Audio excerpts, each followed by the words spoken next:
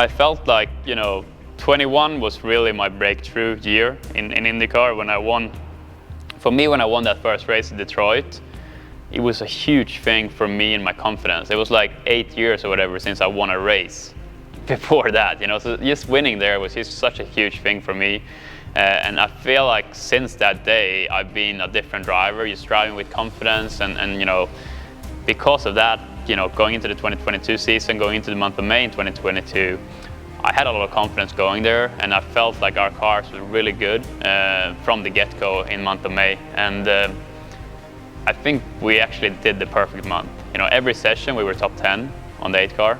I think top 8 even every session. We were always up there.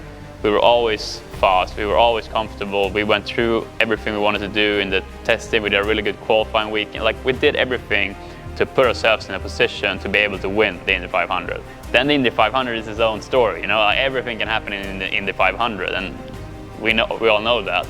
But we did put ourselves in a position where I went into race day thinking we can win this thing. I think from where I was starting, and also from my previous experience from the 500, it's I tried to push a bit too early in my previous times, and it bit me quite hard. I crashed out in 2020, had that closed pit in 21 that put me in the back. So, like, my goal and game plan for the race in 22 was just to put myself in a position when it's 30 laps to go, I'm there in the mix, ready to go for it. So that was sort of my game plan. So when actually the first half of the race, I was really happy running there in the top 5, just following along, not taking any risks, just following. And yes, Alex and Scott was really strong up front, but they were still not pulling away or breaking up the field. We were all in a row, let's say. So I was not too worried. Everything was going according to plan. I think the only thing that really messed things up a little bit was when we had that pit stop when Jimmy came into the box and I was leaving and I had to check up, and I lost, I think, from P4 to P8, and that made things a little bit more difficult in the second half of the race. But I sort of managed to climb myself back into the top 5, so I was in a position with 25 to go that I could, go for it. During the race, you're always tuning your car and sort of trying to, with tire pressures and with front wing and your tools in the car, we were tuning for that end of the race. And I felt like we were making the car better throughout the race. And then, with the things that happened, and I came out of the last stop and I saw, I was right behind the 2 McLarens. And I knew it's now or never, it's time to go. And I think pretty much from when I came out of the pits, I think it was flat pretty much the whole way till the finish line. Like, the car was so hooked up, and it was super fast. And I just let go of everything we had. I just went all in.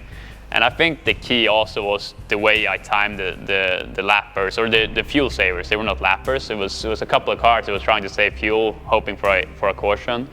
And I saw them, I remember coming out of the pits behind the 2 McLarens, and I saw further down the line that there is some cars that we're gonna catch. And straight away when I saw that, I was thinking to myself, I need to get by so I catch the traffic first, because the way you run through the traffic can really win or lose you the race. And that's what happened. I got by Pato and Felix, catch these couple of cars and went through them, and Pato and Felix just struggled to get through them. And that's when I got that gap of 3 seconds that I was then holding until the yellow. So I had that 3-second gap, and I could see that Pato was, he was catching me by a sniff every lap. So he was not going to catch me unless something happened. So I sort of had the race covered, and then the red flag happens. And I think for me, first it was like, okay, it's red flag, it is what it is. But then I saw it was Jimmy, and that sort of lost my mind a bit. And I was like, oh my God, how is this possible? Like, how can my teammate crash when I'm leading? Like, and I was questioning a lot of things and swearing a lot and everything. But there again, Brad and Mike O'Gara was on my radio. They were really good at sort of calming me down and be like, hey, this is your day, you're the fastest one, you're gonna win this, like, just focus. And they helped me sort of get back in my zone again. And I think also for myself, I was upset for a bit, and then I just sort of went into myself and was just starting to tell myself, like, hey, this is your day, like, you can do it. This is just another challenge that you have to overcome to become a 500 champion.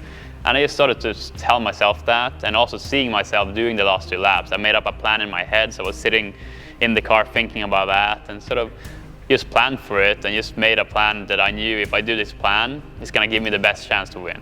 If I'm gonna win or not, I don't know, but it's gonna give me my best chance. And I don't know, I just sort of turned it around and saw the opportunity and not the sort of chance of losing it.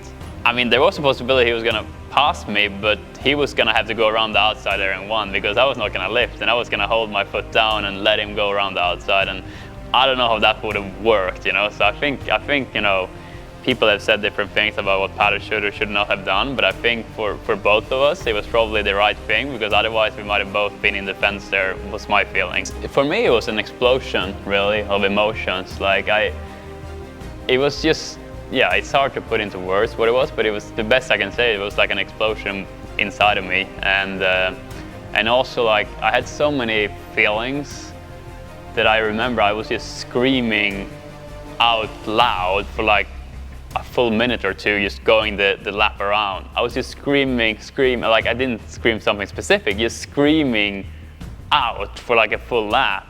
And I completely blew my voice as well, because then, you know, the next day when I was gonna do interviews and stuff, I had no voice or anything, because I'd just been screaming for like 2 minutes straight. And it was just, yeah, a feeling of just, of course, happiness, but also like, yeah, it was crazy. It was very, very emotional.